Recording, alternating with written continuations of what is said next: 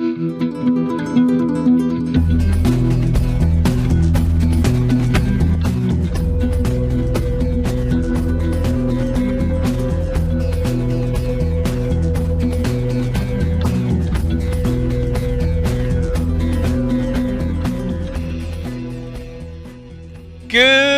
morning, citizens! This is a quick one. After weeks of being unstowed, I'm finally in the verse, only to be taking a break now from Star Citizen.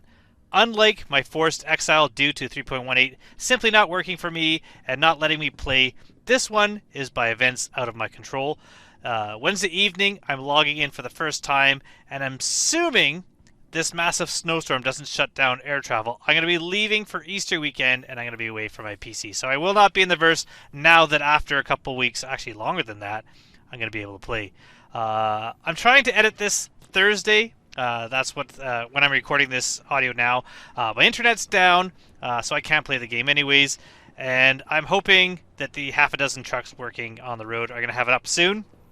Power's gone out a few times, so hopefully I will be able to edit this and get this out before I leave tomorrow morning early for the next 4 days. I'm going to be in Toronto, and then I'm returning late and going to work Monday, right back to work. So it's going to be a busy week for me. So really, if I can't get this out today, I don't know how long it's going to take to get out. So if you're watching this and it is before Easter, that means that I managed to get it. A few days after I come back, I'm having a bit of a procedure done on my jaw.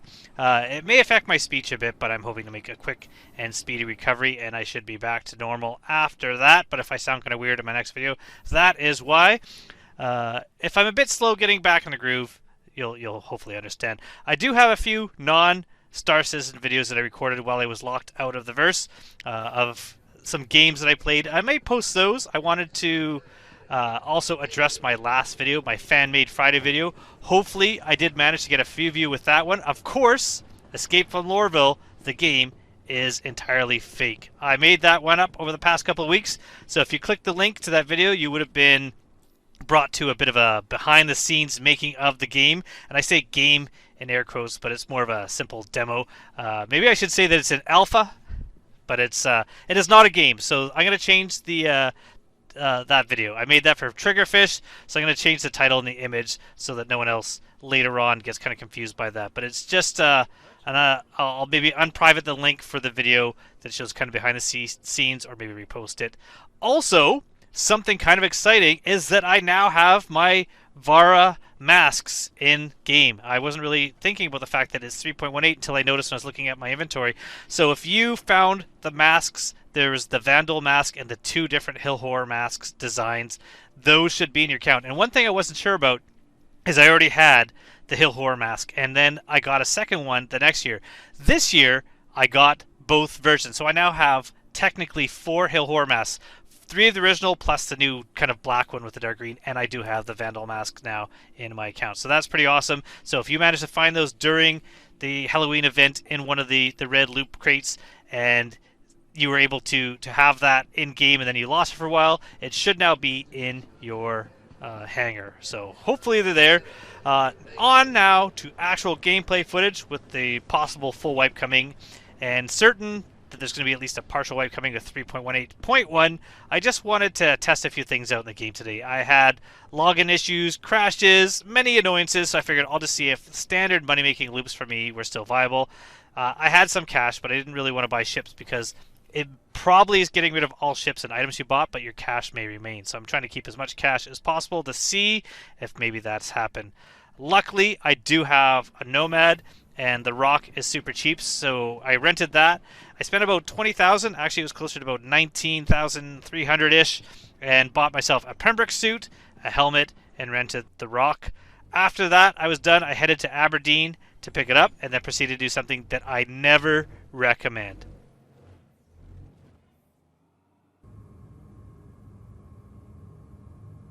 Hydrogen fuel 100%.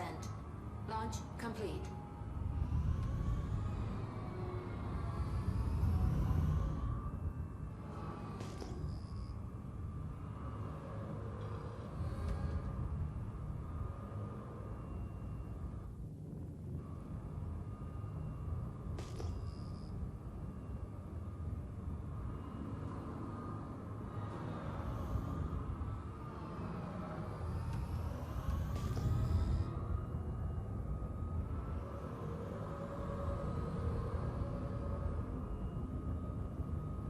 And here is what I did.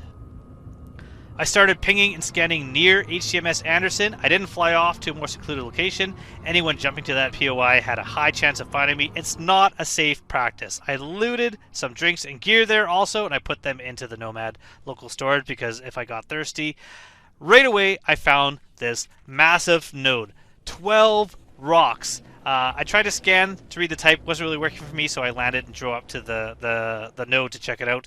This was another issue, is that the gem icon was not showing up at the rock right away. But once I started driving closer, it did pop up, and it made finding the nodes a bit easier. But originally it was a bit harder. When you're in the third-person view, you can't see them anyways, but every time I was in fourth, it wasn't showing up originally. But once I was closer, I was able to use that to kind of pinpoint my location. Also, they're on a hill, not always the easiest, but, you know, this many rocks on one location, doesn't matter what they are, I'm going to mine them. Once at the rocks, I could tell right away by the color what they were. This was not the Hadanite I was hoping, but Dolivine. Much harder to mine, the hardest of all three types, worth about half as much, but such a large node, it's still going to be a pretty good payday, and not one that I would ever pass up. My review of the rock mining in this patch is that it's worse. You can see why in this video. Hopefully these are fixed soon. I'll be checking them out in 3.18 and seeing if they're any different. First, the MFDs in the rock are showing up is an almost impossible to read dark blue. This is not a shader issue. I did delete my shader file. I'm not sure what caused this, but if you find it hard to read, just wait until you mine. The brightness from the beam is going to make it even worse because it's so bright that it blinds you from reading the HUD unless you have it angled right off to the side. So all the mining I did, I made sure what I was mining was off to the left, and I aimed my beam to the left so that it was so bright, but it wasn't washing out where the target that you're aiming for is. The beam itself stutters quite a bit when you start to mine, and the response to scrolling up and scrolling down for power is also super laggy and unresponsive. I'm not sure if the cause of this is poor server performance, but hopefully it also gets better. Once I cracked a rock, it thought about, I guess is the best way to put it, exploding for quite a while. I had enough time to actually crack 2 or 3 rocks in some cases before the first one exploded. Once exploded, I had issues with the mining beam, the extraction beam.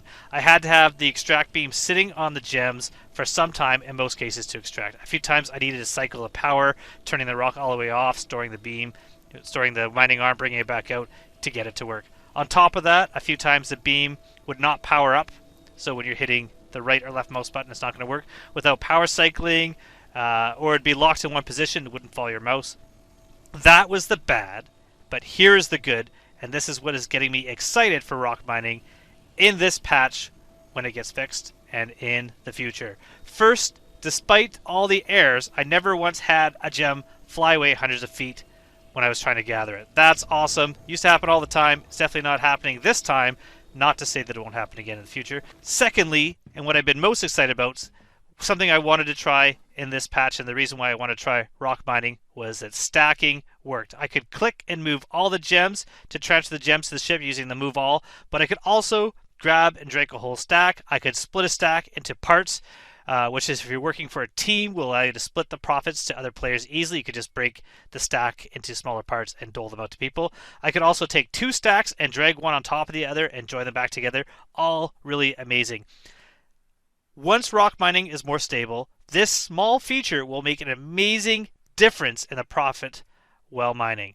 As a new player, renting a cutting a rock is going to be a cheap and easy way, and it's going to be more worthwhile. A lot of the time, originally me spent mining was dragging rocks one by one out of there to try to make more room to be able to mine. Now you could quite quickly and easily unload your rock, and that's awesome. Lastly, a little different. I've not seen it noted anywhere else, but when you access the rock inventory now, you don't need to click the cargo and open it, and then open the cargo. It's all one action. When you look at your inventory, you just click and it opens up, and then when you close your inventory, the cargo space closes up on the back of the rock. It's a nice little touch, and it's appreciated by me. It's really just taking one less step out of accessing the inventory in the rock. So after all that one little area, I ended up with a quick 355 Dolivine gems, which sold for 130 UEC each, netting me 46,150 after expenses for the rental and the purchase of the Pembroke suit. I got a total of 26,855, but you got to remember 15,000 of that was the Pembroke suit. So I still have that in my inventory, and I'm able to use that again. If I want to do this again without buying a ROC, I would just have to spend another 4,299 and rent the ROC for another 24 hours. You could quite easily make enough money with a ROC rented if I went out there more than once to buy yourself a ROC in game. They're only about 174,000, I think. I can't remember the exact price off the top of my head. So I have that Pembroke suit for further mining. In the meantime, if I want to just rent, that's what I'll do. I'm not going to buy a ROC until after the wipe, because then there's a good chance I'm going to lose that ROC anyways. Also, I had all the gear I looted from the POI in my Nomad. I sold the armor down below after I went to admin, and sold some of the fruit in Everest Harbor. After that, I went to Kasaba and sold the clothes.